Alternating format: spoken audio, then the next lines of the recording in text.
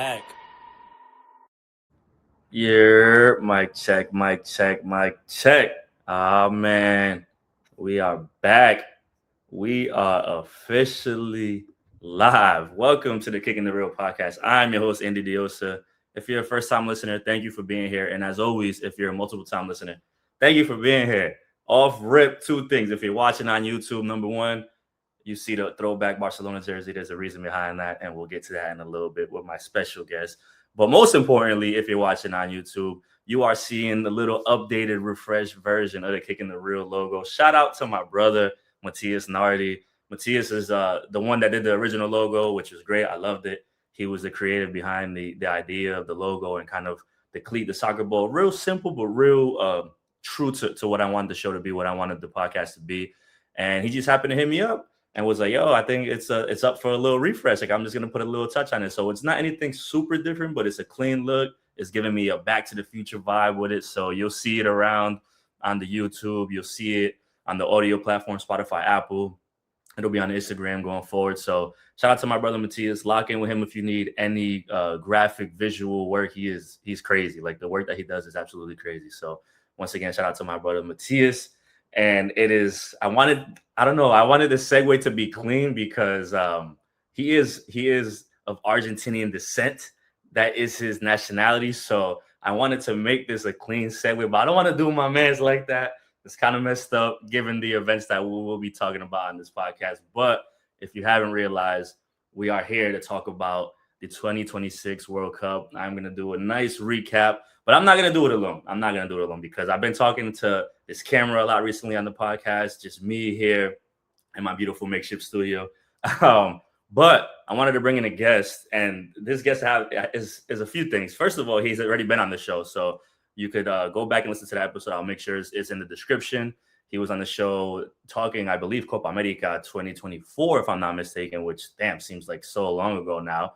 But if there's somebody that traveled during this World Cup, number one, Infantino, the FIFA president. Number two, this guest that's about to be on the show. The mileage he accrued was absolutely crazy. He was everywhere, all over the tournament, working, providing great content. I got to see him briefly down in Miami throughout my travels in the World Cup. So my brother, Diego Montalvan, is back with me. Diego, thank you for kicking it with me. Coming through again. How you feeling, my brother? Recovering. I think, as you know, we did a lot of traveling, and just taking the time off to recover, to come back to see all the World Cup content that was created, all the games. Just looking back at everything now, it was crazy. I mean, I was saying this yesterday, and it feels like, when you're anticipating the tournament, you're so excited because we wait 4 years for this tournament to happen, and all the buildup and the qualifiers, even though they might not be as important now and different things like that. But the buildup is so crazy. And then it gets there. And when you're in it, of course, it seems like, sure, it's going for 40 days because you're left and right. You're doing so much. And now that it's over, you're like, damn, that happened so fast. Like, it's just, is that the same feeling for you? Because I'm sure we're all in the same boat right now. Absolutely. As you mentioned, the World Cup leading up to it, there's this excitement. Obviously, there was a lot of question marks around it being in the US, but there's this excitement because it's the World Cup. It's the world's game. And then once you're in it, it's boom, boom, boom, games. And now we're left with that feeling of like, damn, what game we going to watch today? And there's nothing.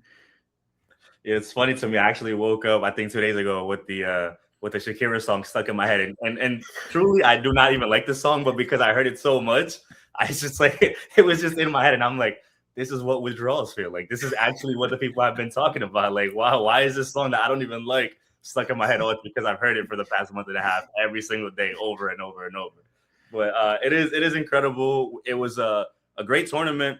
We always come into a World Cup and there's always so many conversations about everything because, once again, it was here in the US and there was a lot of, political unrest and then just different things of that nature. But, we talk about prices and the stadiums were packed. You talk about logistics, people were everywhere traveling. So it does have a way of just when the ball starts rolling, it is, let's say, 95% about the sport and what's on the field, and maybe the 5% of an idiot trying to get a red card rescinded and whatnot. But we'll leave that on the side. We'll get to all of that later. We are going to do a nice little recap with Diego here because there's a lot to talk about. And as I kind of prefaced, Diego was everywhere in the tournament. He literally, when I say everywhere, he was everywhere. So I'm gonna give you the floor. I want to know how many games you attended. I want to know what your travels look like because I knew before the tournament what they were, and I was like, damn, I thought I was crazy. I have a headache just reading what Diego was about to do.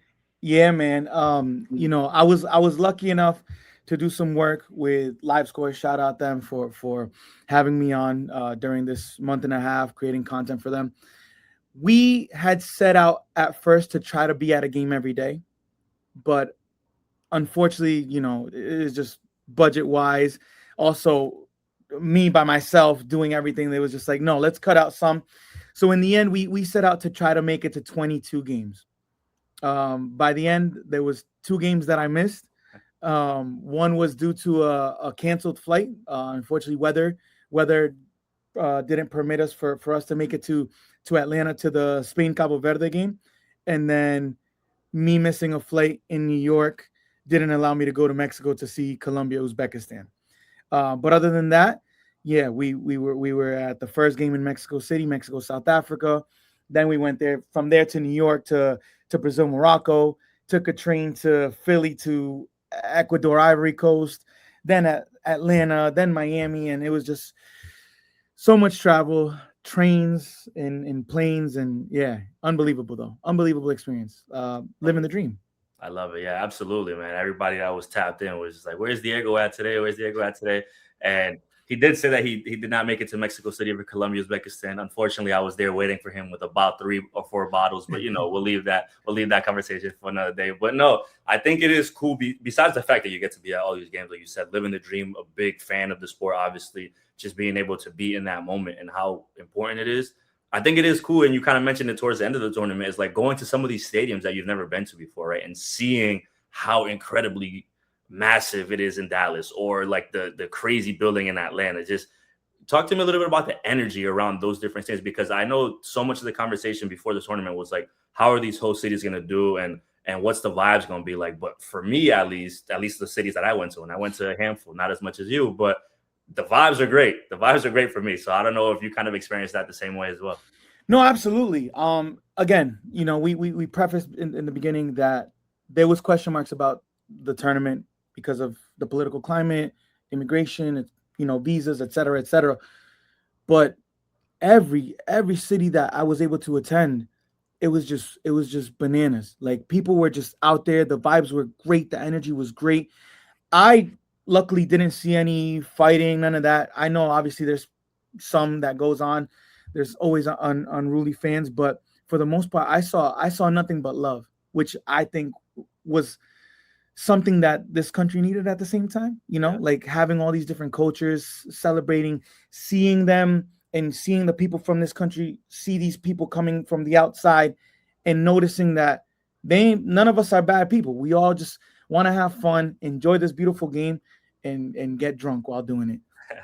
Absolutely. And I think this is not a breaking news here. And I always say this on this podcast, like, casual fans compared to like actual fans, there's obviously a big discrepancy there. And I don't think it's on us to mend that. Although people do think like it's on, but with the World Cup, you do realize that the casual fan becomes more than a casual fan, because it's not just about the sport, right? It's about what you're saying. Meeting up with the Norway fans and the Viking row, and seeing the Scottish in Boston, and they're going crazy. Like, all over the tournament, you have all these different stories, the Koreans in Mexico, Colombia in Vancouver. Like, there's just so many things that you're like, wow, this is beyond what is just on the field. So of course that intrigues you if you're in person, taking in the atmosphere, if you're at a fan fest, if you're at a watch party, if you're at a stadium. But the other side of it to me also is like, sure, now people are captivated because everybody's watching this. So it's like, I don't want to miss out on this. Even if I don't really know these players or care necessarily about these teams, you have people watching random games on a Tuesday afternoon because it's the World Cup and they know the magnitude of this event. So I think this always, when you speak about the World Cup, it always has its own level of importance, but it always has its own level of impact, because you're starting to see conversations like, how does the MLS build on this and things like that. It's like, you can't quantify what the World Cup does on its own in comparison to anything, because It's the World Cup. Sure, you're going to make new fans. Sure, fans are going to start gravitating toward players and teams and stuff like that. But it's just the magnitude of what this all encompasses. Because, I'm at a Colombia game. It's like, when did I ever think I was going to be like chilling with Ghana fans the way we were, and like, Right. vibing the whole time, right? Like, that stuff is something you can't measure unless you're at the stadiums and on the floor with it. You know what I mean? Does that make sense to you as well? Absolutely. I think I made a video yesterday talking a little bit about this and saying I've loved football most of my life, the majority of my life. And obviously I watch a lot of club football as well, European football, Champions League, all that stuff. But for me, there's never been anything like international football because of everything that you just mentioned. And not just that, but like we get to meet people, we get to meet cultures, music, food, all these things that encapsulate what this world should be about.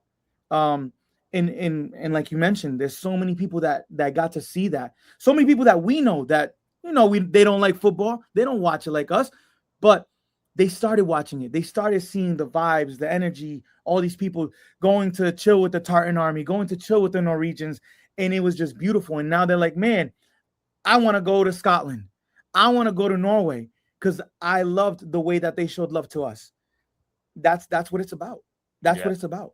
100%. That's why, as people say, it's the world's game. It's a beautiful game. Like, I think the first day of the tournament, I tweeted that, like, it brings the best out of humanity, regardless of what's happening at Oh what yeah. time. And you see it. Like, I was in LA for the opener, and obviously being in LA and Mexico's playing, it's like damn near being in Mexico. And I'm like, yo, there's people driving down the street early, honking already, flags waving out the window. And I'm like, this is crazy. Like, I knew the level it was going to be at because I've been here in LA for almost 8 years now. But it's like you couldn't. Everywhere was green, just Mexico jerseys everywhere. And I'm like, and on top of that, you saw other things because there was a fan fest not too far from me, so you saw all types of jerseys, all different types of cultures. And I'm like, oh, I'm not even like out there yet because I watched the game at home. I wasn't even at a party, but I'm like, this is about to be something epic. Where it's like I already know what I'm about to step into, and it was my first World Cup in person, so I was like super excited, and just it starting that way for me was like, oh yeah, this is about to be crazy. So I love that you got to experience the vibes and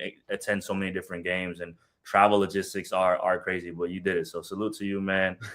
It was one of a kind. But let's talk about the actual game now. Let's talk about the football, the stuff that people want to hear about our analysis here. And we have to start with the final. Like I said, I'm wearing this throwback Barcelona jersey for a reason. Spain, as I predicted, and I'm sure as many people predicted, we're crowned champions of the World Cup. First time since 2010. And the way I saw it coming into the tournament, and I'm sure you had a similar mentality, is we were kind of about to see the new generation of Spain, where in 2010, there were so many legendary players on that team. And you kind of expected that team to be as good as they were, right? You're like, Right. this is going to be iconic because of look all the talent that they have. This Spain was a little different for me, where it was like, sure, a lot of talent, and we did expect them to be great, but it wasn't going to be as beautiful and flashy as it was in 2010. And it literally played out that way. I think the one caveat that I love is defensively, they only allowed one goal in both tournaments, and they won both tournaments, conceding only one goal. So that's actually pretty cool. But talk to me a little bit about Spain, and then we'll get into the final in itself. Yeah, I think I had them as my number one team going into the tournament. I had them as the number one, and a lot of people questioned me on it. I think rightfully so. I'm not gonna, everyone has their own opinion. I knew France was the number one attack going in. There's no doubt about that. But there was question marks in regards to their whole team. I knew that Portugal had probably the best midfield line going into the tournament, but there was question marks going into their team. Spain, for me, were the most complete team. They weren't flashy, like you mentioned.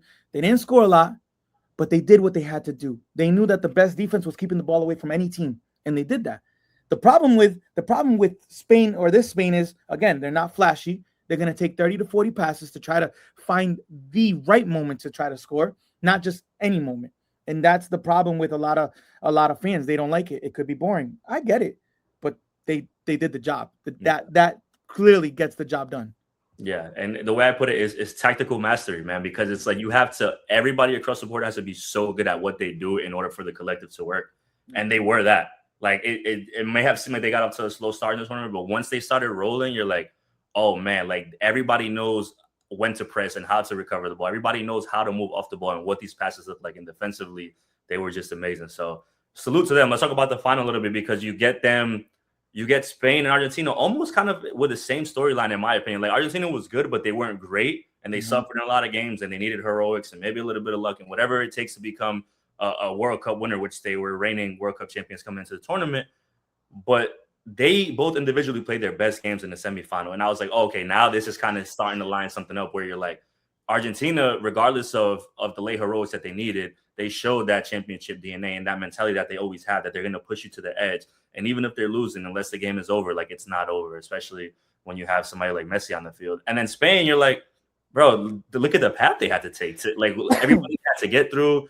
France was a lot of people's pick, and they made France look like a pedestrian that whole game. So it's like when you see that, you're like, oh, this is going to be crazy. But I think the final matched up how both of those teams, like, I think Argentina knew they were probably outmatched. I think they were maybe a little too passive and maybe didn't try to push the game too much, but they were chasing a team that was just a juggernaut in what they needed to do. And at the end of the day, I think Spain probably could have scored another one or two, which is probably their story throughout the whole tournament. But I think they probably knew in their heads with one, they probably were like, okay, we're good. And it still got tricky. If it wasn't for the Enzo red card, maybe Argentina would have pushed the issue a little more. Even at the end of the game, given they were up a man, like Argentina was still pushing at the end. And you're like, oh, this is about to happen again. And Argentina, of course, probably would have been happy to go into penalty kick shootout, given the way that game played out. But what do you think about the final, how that kind of all happened? Yeah, man. I think, listen, Argentina going into this tournament, I had them, I think, ranked as fourth because obviously they're still a good team. They're still the same team, most of the same team. So I expected them to do okay. However, a lot of them have aged. We had seen Messi slow down a little bit in MLS, right? Walking a lot more. So I didn't expect for him to have this kind of tournament. Let's be honest. And I think that first that you know, once they got settled in, sure, they may have had an easy road. I'm not going to deny that. But I also think that that's not their fault, right? A lot of the teams that should have been there didn't do their job to get there. So they had an easier road, and they did. And even then, they still suffered. But the one thing, like you mentioned, is that mentality that they have, man. It's just they never die. They never die until that final whistle. And I think that was amazing to see in person, right? It was just like a different chip change after the 80th minute. Like, let's go for it. And in that final, you see that again, even down to 10 men, that they try to go for it. And if it wasn't for that last ditch tackle by Cubarsí, who, by the way, is kind of like, it reminded me of that Dibu play in 2022 against Kouani in that final. It's worth the goal. It's worth the World Cup title, and rightfully so. Cubarsí, one of the best defensive players, the young player of the tournament. Yeah, I think we expected Spain to be a lot better, and we expected Argentina to try to not give up and fight for it, which they did. But I think, yeah, Spain held their own. I think there was also some things that I didn't understand about Scaloni. Usually I think he gets his substitutes right. Maybe the red card changed what he had to do, and that's fair. But I think Spain were the fair winners. Yeah, definitely a just winner. I want to talk about both of them individually. We'll start with Spain since they won. I think every line on the field, they were dominant. Like, you could pick a player or two. Defensively, they were like, that whole back line was incredible. Cubarsí was incredible. Laporte, like, they were all really, really good. Obviously, Rodri had an amazing tournament. And then you get the goal from Torres at the end. But you're like, this game is predicated so much on like the stars, and everybody's talking about Lamine Yamal. It's like, the kid is 19. He was coming off an injury. Like, you have to be able to see that this team is more than leaning on a 19-year-old. Where on the opposite end, you're kind of like, okay, this is a team leaning on a 39-year-old who's a freak of nature, right? But like you said, coming into this game, the Scaloni, he usually has his game plan, and that's why I said he might have felt like he was unmatched from the beginning. I think the early injury, that's when Otamendi subbed in, right? I think at the end of the first half, and kind of threw things off. And to me, like, I didn't think Rodrigo de Paul was like had a good tournament, and I thought like him starting that final was a little weird. I thought Kuti was really good for them defensively. I mean, Diu saved them in that game for sure. But then, like, you see how important Lautaro Martinez has been to that team, and you're like, he's not able to get on the field because of the subs and all that. So it was a little tricky for me. There's two things I want to ask in terms of Spain, because we've seen how their growth has been over the years, and not even just for the men's national team, like for the whole federation, it's been absolutely incredible. But this Spanish team, with the squad they have, like, how much of a headache is that about to be for the rest of the world? For how long? Because it seems like they're about to be on this path for a long time. And on the opposite end, I want to ask you about Argentina and like what that new era looks like for them, because you're going to start seeing. Listen, man, I'm not going to put it past Lionel Messi to play 2028 Copa America. But at some point, you're going to see that switch, and it has to happen, because we know, as fans of Colombia and Peru, if you stick to the older players too much, there's going to be a time that that's not going to work out for you. So it seems like that switch is more imminent now especially with the World Cup ending the way it did for them. Yeah, I think with Spain, it's scary. It's scary because I think off rip, they gotta be favorites for 2030. Because we're not even gonna go into the federation and other players that they have. Let's just talk about the players they did have. You mentioned Lamine Yamal coming off an injury, never really hit 100%, and he's 19. Nico Williams, which is his other counterpart, um, came in injured, got better, got injured again during the tournament, so he played on a substitute role. Right in the Euros, them two 1-2 punch, Yeah. 1-2 punch. They neither of them were 100%. Pedri, maybe one of the best midfielders in the world. He just for some reason had not a good tournament, and towards the end, he played on a substitute role. So Rodri coming into this tournament, a lot of people were, down on him because of since his injury, he hadn't hit that form. In this tournament, he hit that form, right? Unai Simon was okay, right? They have two other goalkeepers in David Raya, who was probably the best the Premier League goalkeeper of the season. You have Joan Garcia, who was the La Liga goalkeeper of the season. So they were just stacked at goalkeeper. And then that defensive line, they all just stepped up to it and did what they had to do. I think Cucurella was only dribbled by twice in the whole tournament. Wow. Wow. Cubarsí is also 19 years old or now 20. Wild. Like, and then obviously you have players like Fermin Lopez, who got injured right before the tournament, who wasn't able to make the squad because of it. He's only 23. You have Balde, who's I think a 20-year-old left back. You have so many players that are coming through the system. The women's team is doing great. The U20s, the U17s have all just won. They're doing so great. And I think it just goes down to their academies that they're all playing in a similar way. So when you make it to the first team or the national team, you already know what you have to do. There's no adaptation period to, let me figure out how this coach wants me to play. No, everybody's playing the same way, so it's easy. It's easy. With Argentina, man, yeah, I wouldn't put it past Messi. However, I would like to hope that he's sensible enough to know that he's 39. Yeah. 4 years is a long time. I would maybe one more Copa America because that's in 2 years, maybe. But after that, man, it's tough. It's tough. Yeah, I think it'll be tough for Argentina because now they have to figure out their own game plan without this cheat code, let's just say, because Messi is just Messi. No, like when Messi turns it on, no one can stop him. Yep. And now you're gonna have to figure out, how do we play as a team without that guy? I expect for Nico Paz to take on a more leading role. I expect for Enzo Fernandez to take on a more leading role. These guys that have been there. But it's definitely going to be a tricky period with a lot of question marks, and they're going to have to figure out how they want to play.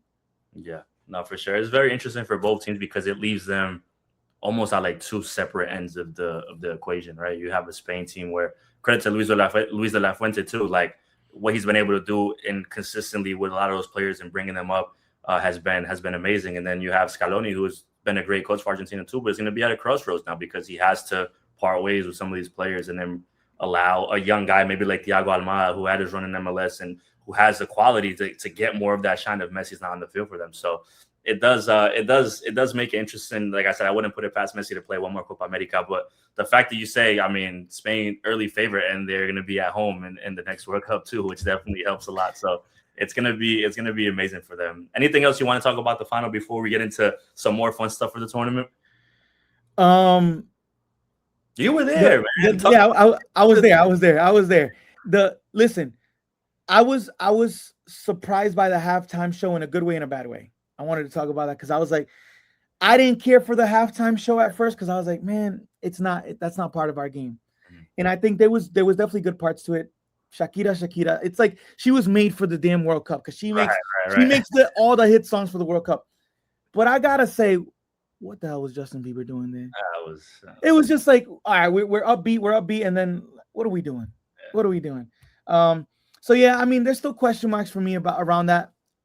I would like to think that it's not a habitual thing, something that we're just gonna keep doing, but we see that the game is a big business. A lot of money in it, so who knows? They found a way to Americanize the hell out of that halftime show because I'm like, why is Ronaldo and Ronaldinho in this car? Like, none of this makes sense. I do not need to see my legends at this level, man. Like they look like they were paid The to Muppets. paid. Yeah, it's like this is just the Muppets. Like, come on, man. It was a lot. It was a lot. But Yeah. I mean, it was a very interesting final for sure. I like we mentioned Spain for sure, just winners of the tournament. Now let's get into some more stuff throughout the tournament because, like we mentioned, Diego, 20 games. I was able to attend, I believe, five, if I'm not mistaken. So I got to go to a bunch of different cities as well. I want to ask you your favorite game that you attended, and I want to make sure I decipher this. Favorite does not mean the best game. I just want to know your favorite personally and why, because I have one that might surprise people. Yeah. I think mine will surprise a couple people. My favorite game, Paraguay versus Germany. Ooh, okay. And Paraguay versus Germany, and I think it's because it was one of the biggest upsets Yeah. that we saw. Nobody expected that. And what I did and didn't like, obviously, I'm not a big fan of that style of play that Paraguay plays, but because I'm South American, I've seen them play it so much. You And know what's coming. You know what's coming. I know it was coming. I knew it was coming. But so many people, what I didn't like is that so many people were like, oh, these guys, they don't know how to play football. They're thugs because they're so tough. But this is normal. This is not nothing new. This is all South American. That's how they play. Yeah. What did you expect for them to do against a bigger side that on paper should have easily beaten them? They had to play their game. They held them off and they beat them. So I think that's why I like this so much, because the fans really showed up for Paraguay, and it was just something nobody expected. Where was that game played at again? I want to say Philly. Philly. Okay. Cool. You know what's so funny about that? That I did not expect that to be the answer. My answer is also a Paraguay game. It was the USA Paraguay game, and it was for the opposite reason. And that game was played here in Los Angeles, and it was the first World Cup game I've ever been to, so that might have had something to do with it. Forgive the sirens if you can hear them in the background here in downtown Los Angeles. It's a great place, as I mentioned every episode. I think it was just so much about the fact that like the energy around the U.S. hosting this tournament was so, I think, all over the place for people. Some people, myself, I was like, I expected good things from them. Some people like yourself were like, I'm a little skeptical, which is all fair for sure, because you didn't know what to expect. But I was at home and I convinced myself a few days before the game, I believe it was like a Friday, I said, okay, I'm going to go to this game if the ticket prices drop to a certain level. And they dropped, and I still didn't buy the ticket at that point. And then I waited, and they went up like $200 more. And I was like, well, now I've convinced myself that I'm going to this game. Anyway, that's a long way of saying, like, I had to be there because it was here in LA. And I've seen the U.S. play a decent amount of times in a lot of different places. I've never felt the energy around the U.S. game in my life.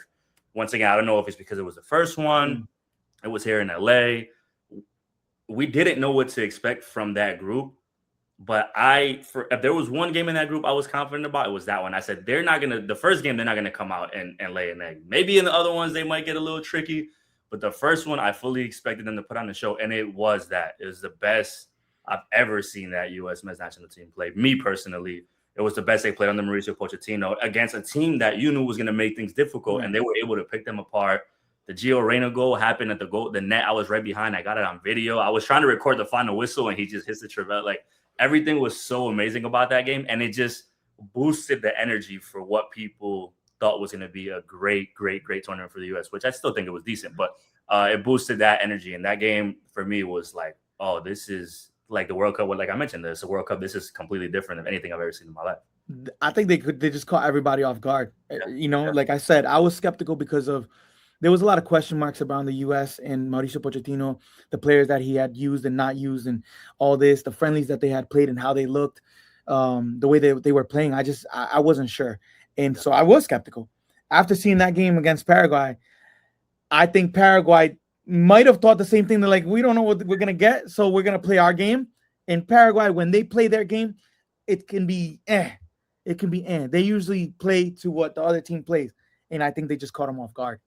Yeah, and the crazy thing about that game for me was like the first 45 minutes. I mean, Christian Pulisic gets injured, but like the first 45 minutes, he was dancing. Like you're seeing Serginho Dest do back heels and Jedi rock, and you're like, yo, I've never seen these players do this in my life. Like they're playing like their prime Brazil and in the early 2000s, and it was that sense of like urgency, but that sense of like, let's put on a show and like really, truly show people what we're capable of. Quickly on the US, the tournament ended pretty badly for them. But what would you assess their tournament like? Because I thought getting to the round of 16 was their ceiling, and I thought that would be an accomplishment. But it also, to me, depended on how it happened. And I think for the most part, it wasn't bad. It was decent. Given that first game, I think was their highest level, and then it kind of flamed off a little bit. But I think there's still obviously a big gap there where you compare yourself to certain teams and you're like, we're not there yet. But what'd you make of their tournament? I think their tournament was decent as well. I think they had one more in them, to be honest. Yeah. But I think because I really don't think the Belgium team was all that. Wow. I really don't, based on what we saw. But I think the Belgium team was fired up. Sure. We know the reasons why. Sure. But I think if that wouldn't have happened, if all the off the field stuff wouldn't have happened, I think USA would have been able to take it to Belgium. Yeah. No, and salute to some of those players. Like Balogun had a good tournament.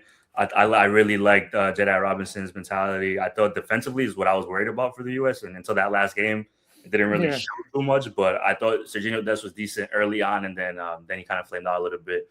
You obviously want to see more from Pulisic, but he gets injured. Weston McKennie and Tyler Adams, you know what they're going to bring. So the pieces are there. They just have to keep growing. But this is all not linear, and it's what makes it so hard to talk about the World Cup specifically, because you have such a small sample size in a condensed period. And then you try to weigh it out, like you said, to the friendlies, to maybe a Nations League, to the Gold Cup and different things. But there's so many aspects that go into that. Players not being there, the change in head coach. It's like, what is Mauricio Pochettino going to do? Which apparently he's going to announce that soon sometime. I don't know. But it's just like, I like to see the steps that are being made. And obviously there's still more to be made. But I thought it was decent for them. I'm not going to be as harsh as other people perhaps have been on the U.S. tournament. So crazy. Favorite game both includes Paraguay. I did not have that. We did not rehearse any of this. So what you're hearing here is literally first time we're speaking about it. Now I'm going to ask you, what's the best game of the tournament for you? And I have a few in mind, but I will let you go first. Besides the final, this is all right. Besides the final, I think it's got to be that semi France versus Spain, because I obviously thought Spain would control, but I thought that France had too much firepower and that they were going to get something done. But seeing what Spain did was a masterclass. Anybody that saw that, they just Mbappé, nothing, Dembélé, nothing, Olise, nothing. It was just like, what the heck is going on? They really just showed everyone how to play football. Allow me to make a comparison that people are probably going to hate, but my audience might like this, a few people, because it's going to be local to us New Englanders. To me, it was like watching the Patriots beat the Rams in that Super Bowl, where everybody's like, that game was terrible. And I'm like, yo, it's a masterclass on defense by Bill Belichick, shutting down what people were saying was the best offense, who had the best new coach in Sean McVay. Right. And Belichick was like, y'all not even going to score a touchdown on this, and we're going to show you, like, this is how we win. Granted, offensively might have not been great, but that's exactly what Spain did, shutting down a team that was like, they have so many weapons. And Spain was like, now we're going to show you what this masterclass looks like. And that, like, to the point we made earlier, if you're a casual fan, it might be boring to you. If you're a fan, you're like, this is crazy. What am I watching right now? So that's a really good shout. I think that game just improved what a lot of people probably expected, was like, the Spanish team is able to do this at the high level. I think it's because so many people on my timeline and commenting to me were like, France got this in the bag. Easy. And I was like, that's why I made that video on Spain. And I was like, if you're writing them off, you really ain't watching. You haven't been watching. Sure. I'm not saying they're gonna win, but they know how to control a game. And if there's one team that knows how to play against France, it has been Spain over the last couple of years. Yeah. Now I think it's 8 wins in 11 games. They know how to take care of France. They know how to shut them out, and they did just that. You know what it is with this sport too, specifically, is that people are so enamored with goals and superstars doing things, and you're like, there's once again that surface level stuff, and great if that's what you love, because we all love watching goals and seeing goals. But there's so much more to it that once you start breaking it down certain ways, and you know the game, you're like, oh my god, this is crazy. This is impactful in so many different ways. So Spain had that for me, and this might be my personal bias and travel of the tournament going into it. But for me, it was Mexico-England at Estadio Azteca, bro. I think that game, first of all, just what it meant in the big picture, Mexico versus England at that venue, everything around it, Mexico being on that run, being at home, the energy. I was in Mexico for a week. I luckily got to go to a game at Estadio Azteca and got to go to Estadio Akron in Guadalajara. Amazing. So I was already romantic about being there and what the vibes were like in Mexico City. But that game, I felt like it was the first game of the tournament to me that had the like this is the marquee matchup. Like there was a lot of great matchups that people expected for sure, but that one felt like pressure, right? A knockout game, two teams playing really well. You have a lot of stars on England who were having a great tournament. You have Nelson Quinones, shout out to Colombia, on the Mexican is having an incredible tournament, but they have so much more, right? And even watching that game, because the altitude and different things, you're starting to weigh all these different variables and like, how is this game going to play out? And I think they both went at it head up. And I think that's what I love, that neither of those teams seemed too nervous to play their game at that level. Yeah. And it made it like a absolute cinema, right? Like it's just like it was a straight high speed cop chase. Like it was, you cannot turn away from it at any moment. You have penalties, you had a little bit of everything. And I thought Mexico was going to win, but at the end of the day, England showed that class as well, and they just were a little better. But man, that game truly, truly for me was like one that like from the beginning to and it was delayed, right? I believe for like an hour because of weather. Yeah, I was captivated even from that delay, and I was just like, man, I can't wait to see what is going to happen. And that game did not disappoint at all. Nah, that game was actually really good, and I think Mexico actually balled. I think they were actually better than England. They play well. England, yeah, like you said, man, they just got the talent, and that's I think that's the game that set it for Jude Bellingham, where he turned it on, and then after that, he just kept going. He kept going. And I think it was a fitting, I don't want to say fitting because nobody wants to go out, but I think it was a fitting end to the tournament for Mexico because I believe they had one more in them as well. Yeah. But like their tournament was so impressive from the standpoint of like they were a host. They realized the importance of being a host. They realized maybe this team is not going to play as good as other teams in this tournament, but we're going to play with a lot of heart. We're going to play with a lot of pride. And you saw that. Like they weren't the best team talented on the field.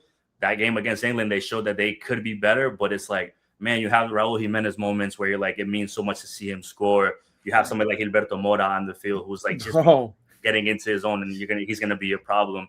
So you're starting to see these things, and you're like, man, this team, I think they shocked a lot of people, and I don't think it's me being around so many Mexicans here in LA. I talked to a lot of people before the tournament, and they weren't really optimistic about this team, and I'm like, we're having different conversations now where they're like, yo, we were kind of surprised at what they were able to do. So I really love that game. Shout out to Mexico as a host nation, man. I didn't get to go to Monterrey. I did Guadalajara and Ciudad de Mexico, but man, what an amazing time out there for sure. Is there another one that you have on your head that perhaps for best games? Well, I just wanted to say Estadio Azteca, man. You went, I went, legendary stadium. Like it's a different feeling going into that stadium for a World Cup game. It was wonderful, beautiful, and it's humongous. I didn't know it was that big, to be honest. Massive. Another game I really liked. Norway, Brazil. Norway, Brazil was really fun. For me, it has to do also a little bit before the game. I got to party with the Norwegians. So it was just getting, again, the World Cup, getting into their culture, seeing how they are, seeing all the chants, seeing how they prep for the game was amazing. And they were getting it done, man. Yeah. Antonio Nusa, Odegaard, Sorloth, Hollins. Amazing. They brought the energy on and off the field, man. They were, I think, one of the top storylines, which we'll get to a little later as well. And my last one is gonna be Belgium Senegal, man. Like that game for me, it was just one of those that I was kind of just watching, and I was like, it's gonna be cool. And then it went crazy because I'm like, how did they lose this lead in like 3-4 minutes, and then it just flipped on them completely.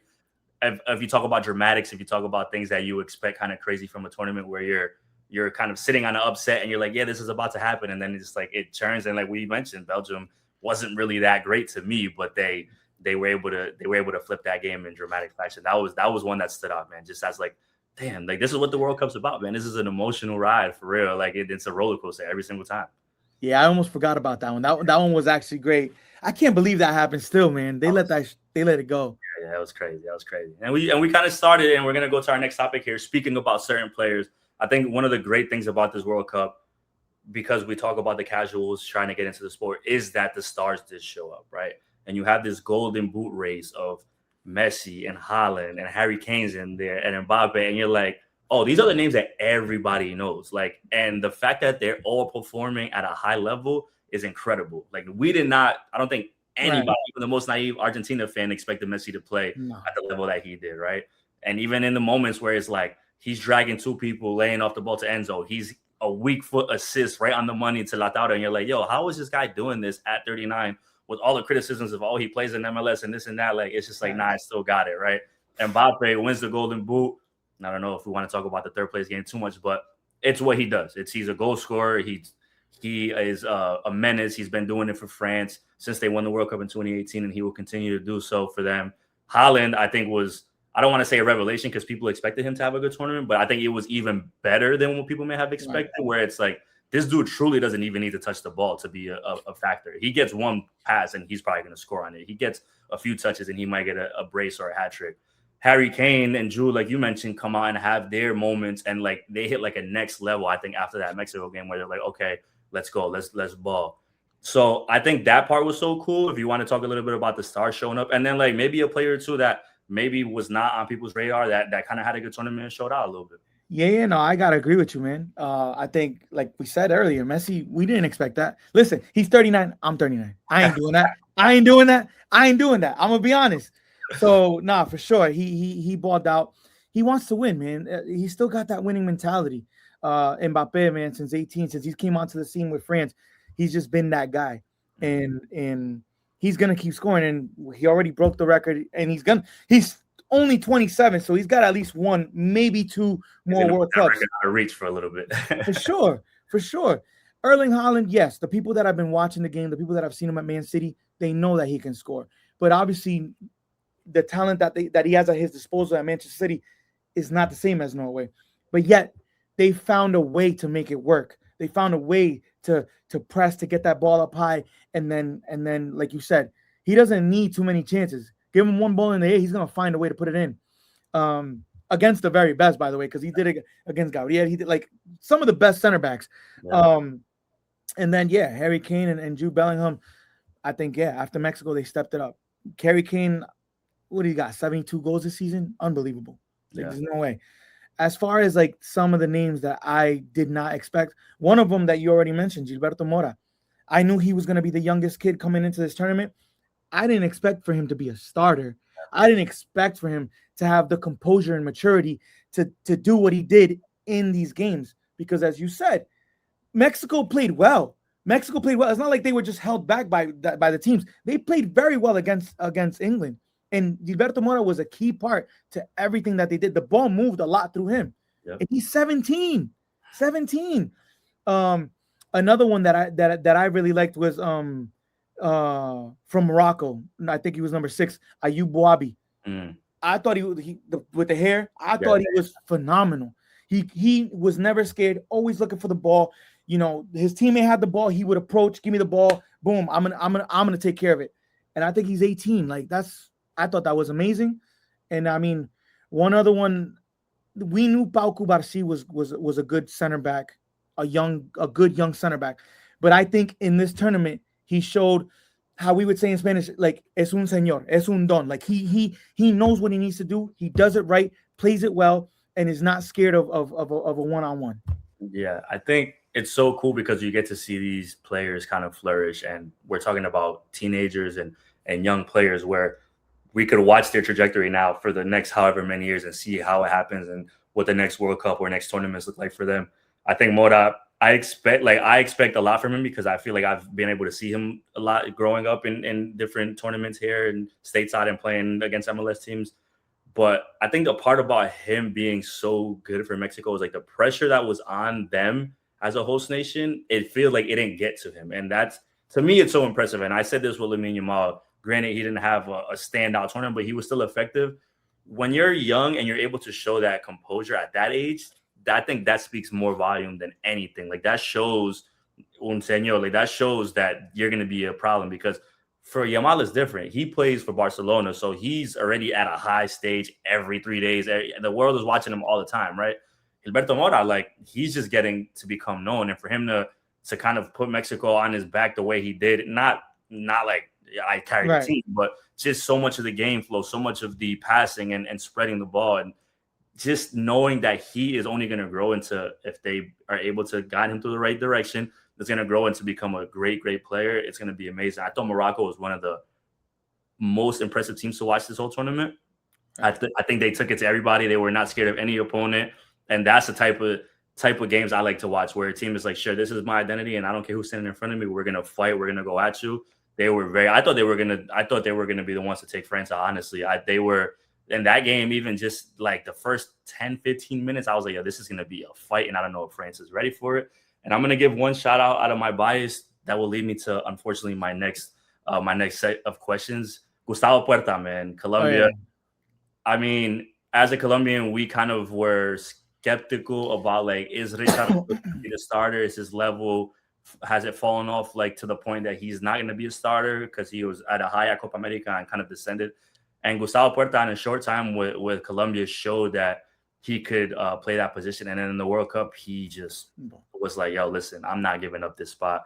Young kid playing in the second division in Spain. He like took every matchup personal. He was right at Ronaldo in that Portugal game. He was like not scared of anybody. And I think, once again, if you're showing that level at that age, I believe he's only 22, at that age, it's like, what could you do in 4 years at the next World Cup? Or what could you do at a Copa America? Or how does your career kind of keep progressing? And I think out of a lot of Colombian players were decent to me, but that was a standout for the Colombian national team. I thought his tournament was one of the top ones, and that could be my bias. But No, no, he balled. He balled. He balled. I don't know if I think I told you this after the Colombia Portugal game when I saw you.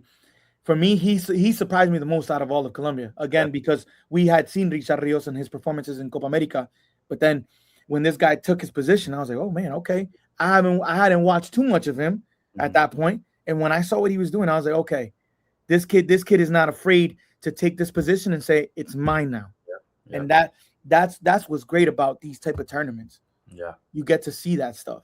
yeah. I'm gonna make the natural segue to this next question that makes me very sad. I'm gonna ask you about disappointing teams in the World Cup. We could maybe give two each. I'm sure we might have similar opinions on a lot of these, but I'm gonna start. I'm just gonna start with Colombia, just because we were just talking about Puerta, and I think it was disappointing for us how good of a group stage they had, and then how in the knockout rounds it was not that at all. It's not that much change. I think that game against Ghana, I thought it was not good. I was not Mhm. happy there. I don't know if I was just physically tired and hot from Kansas City, being at Arrowhead and just dying in that humidity and heat. But I thought that game was kind of weak. And then we get to Vancouver, and I'm like, oh, this game is not going at all high playing. And there's a few parts of it. The Hamas conversation, I'm not ready to have that right now because he was just really a waste of space for us. Unfortunately, I think Luis Diaz left way too much to be desired. I think that there's a lot of different things. We talk about strikers. Luis Suarez didn't get it done. Then we get an injury to Cordoba. Cucho barely gets a chance, and when he does, he assists that nice goal against Uzbekistan in the opener. We talk about Hamilton Campas comes in and misses a wide open shot. Like, there's so many things that you could, the one thing I love about Colombia in this tournament is defensively they were really, really good, and I think that I always love a strong defensive structure because I think that is harder to improve than it is scoring goals. I think Mhm. you could get goal scoring a little easier than it is kind of having a defensive structure. I thought Davinson Sanchez had an amazing tournament. Lukumi had an amazing tournament. Dani Munoz wasn't as strong, but had a good tournament. I'll even give Mojica his credit. And even David Machado, when he started against Portugal in that Miami game, was good. So my disappointment was more so from the fact that somebody like Luis de la Fuente, who won the damn World Cup, is like, this is a team that could possibly win this tournament. And there's so many people saying Colombia's a dark horse and there's possibility. And then we go out in the knockout stages like that. Like, the Switzerland game wasn't easy. Obviously, it's a really good team. They pushed Argentina to the limit as well. It was supposed to be us, though. It was supposed to be us against Argentina in that quarterfinal. At the very least, it feels like Colombia takes a step forward, takes two steps back, and that's not the level they should be at right now. Shout out to Juan Fernando Quintero, my king, always Quintero crack. And right before we started recording this, Colombia announced that Néstor Lorenzo is going to continue being the head coach for La Selección. I don't want to spiral out of conversation, but I wanted to start with Colombia just because we were talking about them. Your thoughts, and then your team. Um, yeah, I mean, I agree with you that they had a really good group stage. I think um, I've told you this. I think the one thing that's always been a question mark for Colombia is the goal scoring. Um, defensively, they got it right. They got it right this tournament. There's no now you got to build on that though, right? Now you got to build on that. Midfield wise, I think has been pretty solid as well with the addition of Puerta. Now, yeah, you got to build on that. Unfortunately, I think the problem for me, at least, as an outsider looking in, is that you have different types of strikers that play in different types of systems. Mm. In the way that Colombia plays doesn't suit many of them, Sure. unfortunately. As far as James, yeah, it's one of those things that you kind of got to figure out. For me, he's had his moments. I think against Portugal was probably really well. He ran his ass off. I was so surprised that he actually looked like he wanted it. Yeah. And I don't know if it was because it was the stature of the game, right? Against Portugal, Cristiano Ronaldo, more eyes on you than anybody. But I think it's if you're gonna keep him, it's got to come to a point where you have him come off the bench. Yeah, he shouldn't have been a starter the whole tournament. But I think for me in that game against Switzerland was the one game where I saw Colombia slow down the ball too much. And I didn't understand why, because when you slowed down the ball, you played into what Switzerland wanted to play. Yeah. So you gave them the game. And I didn't understand that, because I think that was also your Colombia's game to win. Yeah. And unfortunately, Colombia gave them the game, and they were happy with what's to come. I'm gonna say this not as an excuse. I'm gonna say this more so out of a personal experience. Yeah. Colombia is the only team that played in all three host nations.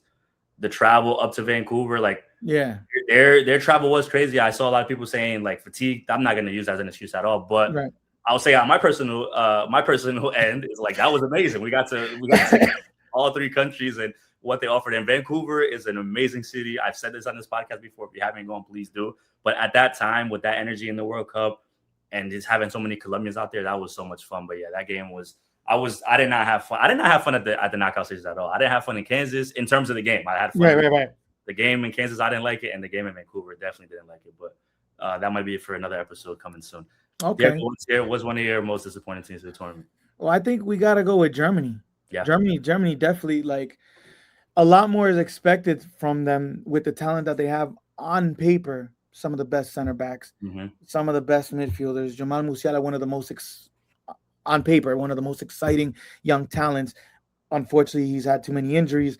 And then they have a good, solid attack with one guy that surprised me was Undorf, who came into the setup very recently and was scoring goals easily. Every time he came on, scoring a goal or creating a chance. And then you come against Paraguay, and they were more defensive, but you couldn't open them up. That says a lot for me. It says a lot about you as one of these big teams. I can't consider you elite if you can't come up against these low block teams, because that's going to happen. It's going to happen a lot more often than not. And for a team like that who has this stature in the world and has the past four World Cups, the history that they have, especially in this tournament, you do expect more from them, and you want to see that get there, because when they're playing at that level, it's usually pretty nice to watch.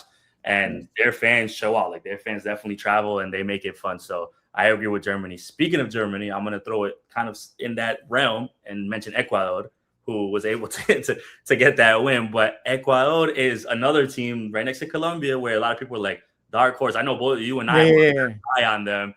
And because we watched them during qualifiers, we watched how good they were defensively, how hard they were to score against, how solid they were moving the ball forward. I think the one thing I loved about Ecuador during qualifiers is their pace. Like, they never slowed that game down the way that other teams did. They were just right at it.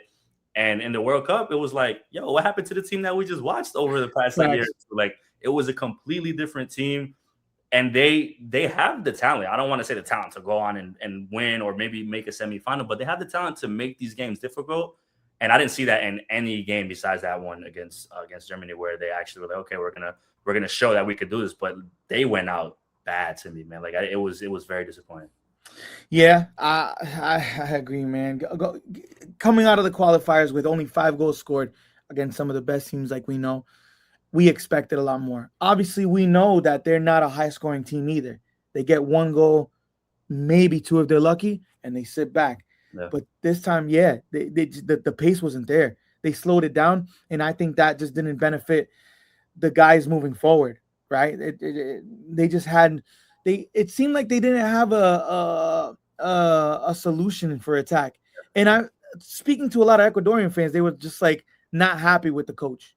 And Yeah. I don't know if that was to do because he did come towards he came in towards the tail end of their qualifiers, so that was already kind of set. Yeah. So maybe there's something there. I don't know. That's why coaching and especially with these national teams is so important. And we mentioned Nesta Lorenzo and talk about Mauricio Pochettino. Like when we talk about World Cup cycles, it's everything that leads into it. But a cycle is difficult because it's just not.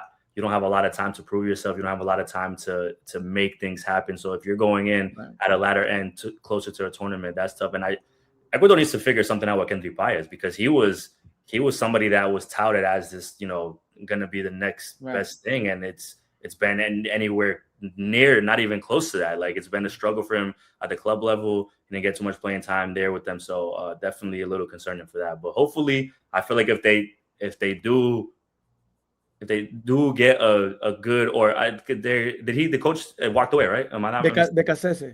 Yeah, yeah. Okay, yeah, my bad. So it's like they have the time now they have the foundation there. They have the time now to build. I think they could be pretty decent in the next World Cup if they go in the right direction. But they have to definitely put it together because we saw flashes of it during the qualifier, and then we saw a completely different team in the tournament. Defensively, they have the core set. They got Pacho, who plays at PSG, one of the best center backs. Hincapié, who also just won the Premier League with Arsenal. Caicedo, who's a really good defensive midfielder. So it's like you got the core. Just you got to figure it all out. Give me one more because I know you probably have a list of a few. Turkey. Oh yeah, Turkey. You got grouped, man. It's. I really had them high. Seeing the talent that they had, seeing how they were playing, coming in before the tournament, friendlies, qualifiers. I was really big. I was really high on Arda Güler and Kenan Yildiz. yeah. I thought they were gonna ball out, and I mean, at the end of the day, 62 shots on goal, 0 goals. That's crazy. That's crazy. Like I don't know what do you want me to say. We expected. I don't know, even 10% of them to go in. I don't know, Right. but yeah, unfortunately for them, they weren't able to score and they got grouped. You know what's crazy? Even crazier, the U.S. gave them that win in the group stage. Right. U.S. like we're going to rotate all these players and almost managed to get a draw out of it until Goulet was like, I'm going to make homeboy real quick on the touchline and put the ball in. But yeah, I agree. They were a team that people expected a lot out of and did not get up to that standard. I'm going to say too much. I'm not going to go too deep on it, but I'll just honorable mentions and maybe you will agree and disagree. And I'll stay in South America with Uruguay, even though we kind of predicted that they weren't going to be that great. But I think Bielsa is just like a little too stubborn and it was not great. And then there's one that I wanted to mention specifically with you because I know you were big on them coming into the tournament. Japan. Like Japan, I expected a little more from as well. I don't want to say they were like as disappointing as any teams that we have mentioned, but it seemed like they weren't up to the level as well as people expected. Yeah, I was very high on them. Seeing how they had played in 2022, seeing how they had progressed and seeing what they were doing, I thought they were going to do better, which they had, I think, a pretty good game against the Netherlands, which was an exciting game as well. But ultimately, I think that the injuries to Minoma, to Yatu, I think it was 3 players, 3 of their starters that were good players before the tournament, ultimately, I guess, didn't help them out. So hopefully we could see in the Asian qualifiers again and maybe next World Cup because they are a young squad and we know that they're very organized and disciplined. Yeah. So hopefully we can see that again. Any other honorable mention for you before we move on? Netherlands. Oh yeah, Netherlands. I know those are your boys. they're the. I don't want to say for people that don't know, they've been to 3 finals and lost every single one. So they're the biggest losers in the World Cup. But with the talent that they have, we always expect more from them. Individually, their players are playing in top leagues, top level. Why can't they do it? I don't know. It must be a mental thing. I have no idea because you really just don't have an answer. Yeah. On top of their coach, I'm not a big fan of Koeman, but I don't know. It's tough. It's what makes, once again, to our larger point, what makes this tournament so great is like you have all these different teams and all these different opportunities and situations where you could break things down and make your predictions. And at the end of the day, like who knows what's going to happen because it's so much emotion riding on it. There's so much energy. There's a lot of different factors that just have a say in these tournaments, travel, group play, and all these different things that it's what makes it great. And the best part about it is that in the World Cup, you're always going to get some stories, a team, a player that show out. I'm going to ask you this question, although I think I know what your answer is. I think everybody might have the same answer when I ask this question. What was your favorite story of the 2026 World Cup? Nah, we all know. We all. I think we know. I think we know what we're gonna say. It's got to be Cabo Verde, right? And I think for us it hits a little closer to home because we were both raised in a place where there's a lot of Cape Verdeans. Mm-hmm. I got to play with plenty of Cape Verdeans, so I already knew that Cape Verdeans can ball. It wasn't something new to me. But going into this World Cup cycle, we started hearing more and more about Cape Verde. We started hearing during the AFCON what they were doing. So even through all that and seeing their group, I did not expect them to come Of out. I'm course. gonna be honest with you. I didn't. I didn't. And I can apologize to all the Cape Verdeans I know. I didn't expect them to come out. What I did expect was for them to bring the vibes, and the vibes they brought. They brought the vibes. I loved it. And the fact that they were able to do that, the fact that Bozinha was able to have an incredible tournament, the fact that he now has, I don't know how many millions of followers, that he grew organically. Nobody told him to follow them. I think that's amazing within itself. I think the story is that now everybody knows who Cape Verde is. Now everybody knows how they play. Now they're on the map. Now they got to do something. Yeah, 1,000%. That's the answer. It's Cabo Verde.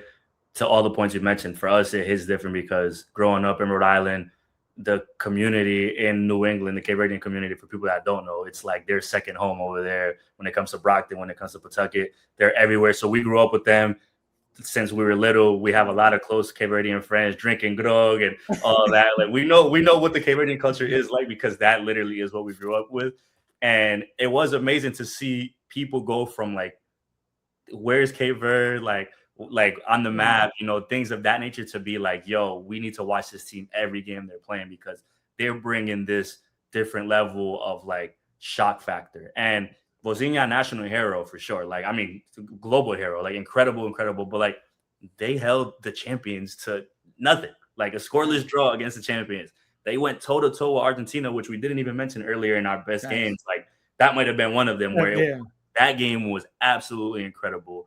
And they had Argentina on the ropes multiple times during that game. And to your point, I think making the shout of what energy they brought to the tournament is what kind of like made me even more happy to see my friends enjoy it, to see friends that I knew go to these games and travel to Miami and be in Atlanta and have them I don't want to say for the first time, but appreciate that the way that other people have, and being like seeing their national team at this level. It's like, damn, they went out as winners, bro. Like they went out as the team that won the most in this tournament because of everything that they provided. And it makes me happy to see that personally for the Cape Verdeans, but like for them, because they're growing as a nation in the sport. And now it's like, okay, now people are going to be watching you. Now people are going to want to see what you do moving forward because we saw what you did on the biggest stage with the whole world watching. I think before the tournament started, you probably had heard me many times say I wasn't a big fan of it being 48 teams. Yeah. I wasn't, and still I have question marks. But the big thing that made me change my mind about this was one of them being Cabo Verde, Curaçao. Like all these small teams actually came to play, and they brought the energy, they brought the vibes, the fans, the culture, the food, the music. I think that was what was beautiful. Yeah. But let's not take it to 64, please. I was going to say, you don't like 48. Can I offer you 64? No. Nah. If let's, this is the first time we did 48. Let's have a couple more cycles and see how it goes. Because this one was good. I'm not going to deny that. This one was good. But can it keep happening is the question. And again, I really enjoyed the fact that there were certain teams that made it to their first World Cup, were able to hear the national anthem, because and I know that hearing your national anthem at a World Cup hits different. 1,000%. Hits different. And I just hope that for what's to come, we keep the energy like that, the vibes, the love, the cultures, all intertwining, all showing each other the beauty of this game and of the world. That's a beautiful way to put it. Ebo Cabo Verde, salute to my criollos. Cabo Verde in the No top. top. In the top. I think that the crazy thing, I'm not gonna give FIFA no credit because we're not here to do that. But Right. under 32 was kind of fire. I'm not gonna lie to you. The under 32 Yeah, yeah. it delivered for sure. So I 100% agree with that. And I just think that like, sure, this method of like 3 host nations in one tournament might have been a little crazy on No, paper. We're gonna see it 2030 and probably beyond. But I will give credit. Like I mentioned, I was in all 3. I thought Mexico did an amazing job. Yeah. Being in Mexico for Mexico wins was another level of like nonsense that I've never seen in my life. And I wish I was living in that right now. And people keep asking me how I was like, I wish I was still in Mexico right now. I don't want to be where I am here in Los Angeles. And in the US, being at different places, the one thing I'll say about my time at the games here in the US, like certain cities like Miami didn't feel that crazy to me because like it's Miami. It's always crazy there. And there's always thousands and thousands of Colombians. I thought Kansas City was my first time there. I thought they did an amazing job from logistics to the stadium, from the airport and things like that. I heard that logistics in Philly were pretty good. I saw a lot of cool stuff out of the New England region in Boston and Foxborough. So there's definitely a shout for the cities here, and that's not surprising because you knew infrastructure-wise these big cities would be able to host these events. They do it all the time. I thought LA was pretty good as well too, given how spread out the city is. And then I only got to go to Vancouver, but I thought Vancouver was great. The great thing about BC Place is that it's right downtown in Vancouver, so it's kind of around everything. There's public transit that brings you right to the stadium. So I thought the vibes there were amazing. I'm sure they were also good in Toronto. So to our larger point, like we do question this all the time, and we know it's the greed that wants to keep growing this and add more players to this. But now I'm thinking like Spain, Portugal, Morocco, like, yo, man, we might have to start playing it. We out there. We out there. I'm like, yo, man, I don't know. We might have to start playing this today after we end this episode. The beautiful thing about this World Cup is like I mentioned earlier, so many more people got into the game, and now that they've seen the vibes and the energy, they don't want to miss out. And I hope that it keeps growing because this is the world's game at the end of the day, and this is what it's supposed to be about. You don't want to miss out. Now that you've been to a World Cup and you've experienced it, it's different. It's just different. And so 2030, we out there. Spain, Morocco, Portugal. We'll figure it out. I don't know where I'll see you next, but if it's here, I won't be mad. one of my favorite cities in the world, man. So there you go. I would love to be out in Portugal again, Spain again, and Morocco for the first time. Diego, man, this was amazing. I loved it. I'm so glad we got to do this. It was a great breakdown of the tournament. I'm so happy that you were able to experience it the way you did, and proud of you being able to do all those games and do it for work and do it for fun at the same time. I'm glad we got to link up in Miami very briefly. We'll be seeing each other hopefully sooner than later, or maybe later than sooner, depending on how this recovery process goes. But let the people know where they can find you. Please tap in with my boy because he does great work and he's going to continue doing so. Yes. So y'all can find me on Instagram, YouTube, TikTok, D Montalvan. That's my handle. Man, it's always a pleasure being here with you. You know that. You just gotta let me know, and I'm here anytime. It was a pleasure kicking with you in Miami. Although that's the flight I missed after that night. But I got nothing but love for you, and I hope that we can do more things within these 4 years coming into the World Cup. Absolutely, so for sure. Man. 2030, depending on what the field looks like. All I know is that we'll be out there with our Colombia and the Peru jerseys ready to go, man. Until then, thanks for tapping in, y'all. Appreciate y'all. Until next time. Peace.